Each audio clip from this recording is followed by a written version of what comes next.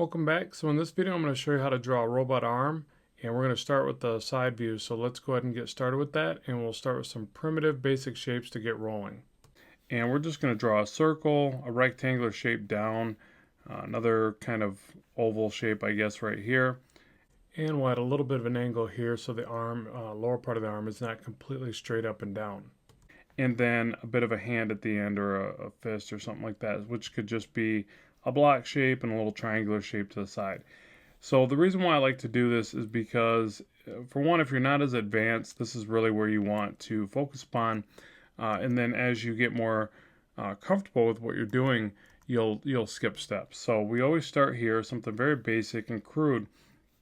And I like a profile because it's simple in nature. You could, practice different things. You could try drawing just a silhouette and see if you find some cool ideas that way. If not, it's not a big deal. It's just another way to do it.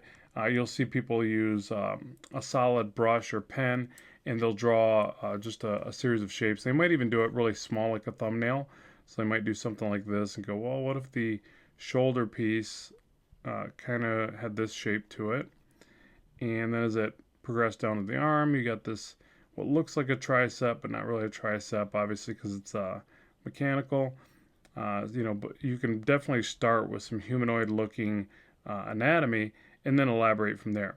So then you might say, well, let's make the forearm look really large and by comparison. So let's bring that right out and let's add some different segments there, and so on and so forth. So, there's lots of ways to play around with these ideas, but silhouettes can be fun, and they can, you can keep adding to them. So you could just take this and go, okay, well, I like it, but I don't like the shape of the upper arm. Let's bring this out more. Let's add a couple little pieces back here. Let's make this not look as much like a bicep and change the shape altogether. Maybe bring it out really far like this to where it'd be way further out than any kind of bicep. And so on and so forth. You could just keep adding little pieces and little design choices until you get something that looks cool. So there's lots of artists that do really well with silhouette designs.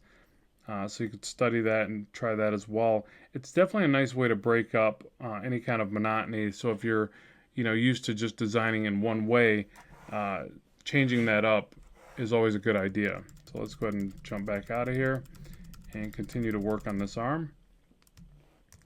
And so now what I like to do is build up on shape. So I might say, well, this upper shoulder I want to be a bit of a diamond or wedge type shape or hexagonal shape or something like that. And just throw something like that, a basic primitive shape, something that's just a little bit more designed than the circle. And then for the upper arm, maybe I want this to come straight down but quite a bit wider, and maybe I want it to angle up and have some kind of segmentation to the top, middle, like that. So again, just keeping it very basic and just kind of exploring ideas. So this forearm piece, I want it to be a lot more imposing, and maybe it comes back and chisels in this way. Now I will say this, with doing weapon design or armor design of any kind like this, you really can just throw a lot of stuff out of the window as far as any kind of correctness. I mean, you definitely want it to feel like there's some functionality in there, but you can really just place things wherever you see fit. So if you want some openings to the material right here, so be it. It's not a big deal. It's not like, that's kind of the fun thing about imaginative machinery like this, is that, it's not real. It's not anything that you have to commit to a certain concept. Now, if you do choose to look at realistic machines and cars and bikes and whatever you can get your eyes on, and you pull from that, then obviously your structure to your design is going to be a lot more effective, and therefore probably even a lot more attractive to the viewer, because you did that due diligence and you paid attention to details from other things that are fully functional, or at least somewhat functional. I don't know that every car, bike, and all that is fully functional, but it definitely has functionality to it. That's why it's in production. So, but it has that mix of alluring, attractive traits to it. Sexy curves and all sorts of neat little feature lines and things like that. And that's what you got to kind of incorporate into this. So now that we've got this here, it's still obviously very crude, very blocky in design. That's okay. We just want to slowly work up to it. So I'm going to erase this back again. And now once I've got more of this buildup going on, some shapes to see into a little bit more, I've got a better idea of what's going on here. A couple things really, I can scale down my brush size and start to do a little more refinement. But I still need to work out shapes. Like I still need this shoulder piece would look entirely too flat. So maybe I need to think about the way that it comes out and then comes back down or something like that. Any series of changes in the way that it comes out. I'm going to illustrate that by putting these little dots just to kind of show you what I'm envisioning as far as the shape that's coming out. And then I might take this and do a compounding curve. Not sure if that's the way you want to really call it, a compounding curve, but just a curve that goes different from the angle that you see here. So I would call that a compounding curve, but I'm not really sure if that's the right way to say it. But essentially, after I get all that into place, I could start to form the edges again, and I've got more information here to help me envision what I'm doing in these other choices now. So I recommend a lot of cross sections, and when you're trying to find your shapes, give yourself lots of sketch lines to reference where you're at and what you're shooting for. Hopefully ideas will start to present themselves. Now, that doesn't always happen, just because if you're not feeling inspired, then good luck that day, right? It's one of those things that we have to face as artists.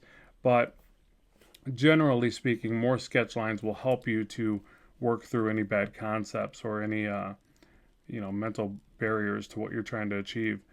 And when in doubt, sketch lightly until you can really see it in your mind's eye, what you're shooting for, and then kind of confirm it with a series of solid lines or whatever. So we'll say that's more what we want for the shoulder piece. Still a bit boring, but again, we can kind of keep adding to this. So we could do, a recessed shape over to here. All these little things that we start to do will make this look more designed and more interesting. Maybe we have like a little bit of not even really a raised area, but a bit of a plate that looks like it would pop out, and maybe excess fuses or something. I don't know, but just something there, right? So it's not so plain. And we'll go on from there, but what we're going to do now is work on this next piece. So I do like to kind of migrate around versus over detailing one segment, because it might commit me too early on to a singular concept, and I don't like to do that. I like to keep the ideas going. So I'm going to do some lines back here just to show some material that would be able to move back and forth. I might even want to do that right here. So that's the other thing you have to think about. These pieces have to move independently from one another if this character is going to have any mobility and flexibility. So you have to, kind of imagine that as you get in there. And then down here, we're just going to try to envision what would look cool in this area. Now it looks too angular and too plain for what I'm after, so I need to figure out a way to clean that up. Now, right now, the way I'm envisioning this, excuse me, is that it comes up. Again, I'll do these little dots. These aren't part of the design as much as they are trying to show you, illustrate the change in direction a little bit more. And then we might want to think about, what if it came down here and it changes direction as it comes down and it meets the forearm area. So let's take this and do another recess. So you're basically seeing up into that area as a bezel. So bezels are very very important. They help to illustrate the depth, or they show the depth of the material, which is always nice. And then again, we want to think about this kind of flexing. So maybe we just do some lines in here to show a bit of material that can bend in and upon itself. So just like that. And then as we get to the forearm, I'm just going to jump right down, and I might add little details like this, and this might be something that I'm kind of picturing something you might see on a car or something like that. So a little indents, and you could have these light up later in the design when you color it and things like that. So you can have lots of fun with this stuff, obviously. So now what I want to do, the thing that I see up here that's just kind of a little bit too repetitive, is this kind of overly smooth alignment of everything and almost symmetrical value.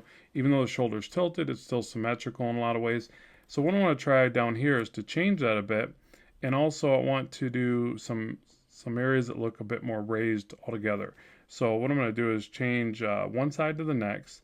So I'm going to bring this in, do a little segment here, and I'm just going to kind of skip through this and do another little segment right there.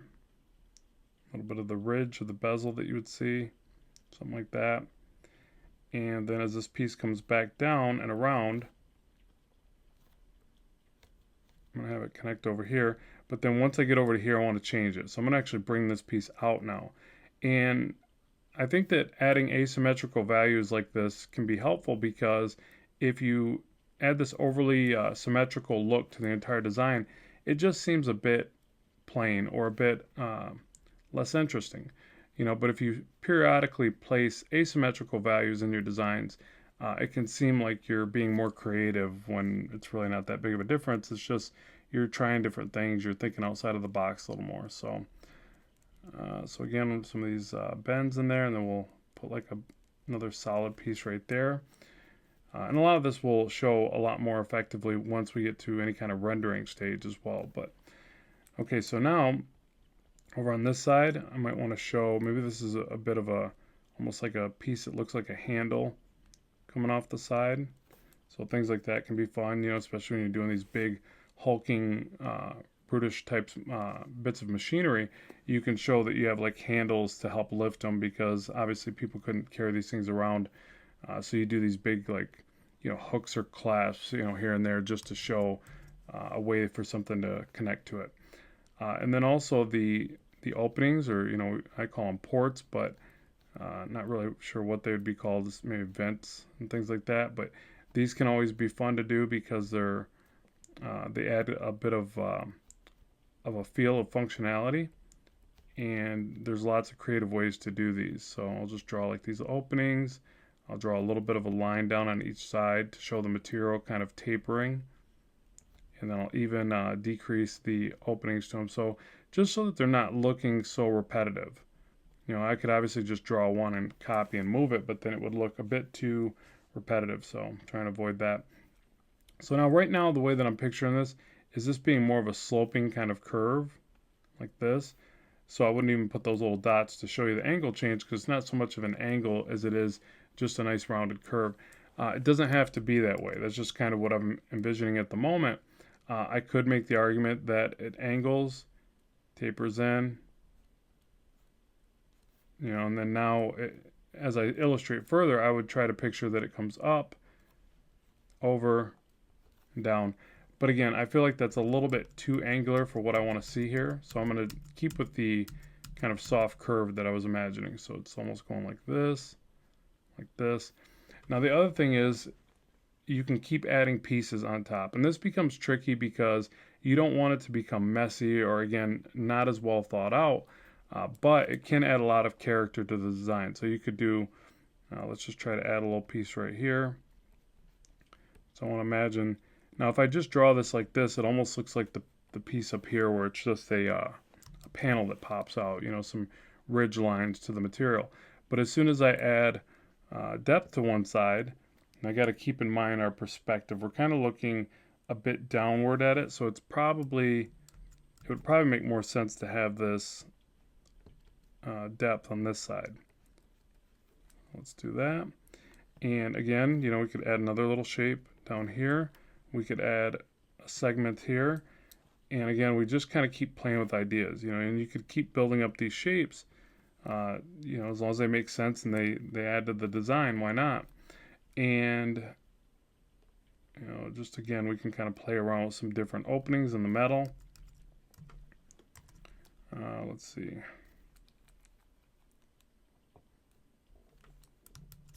Yeah, we'll put another little piece over here.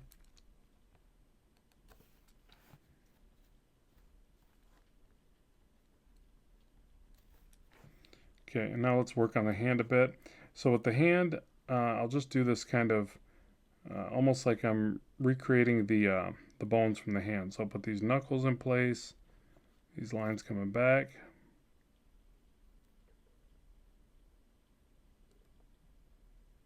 Like that.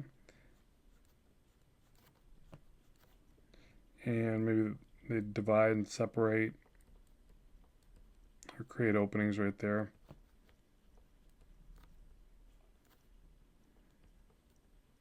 Some little segments in here, just like that.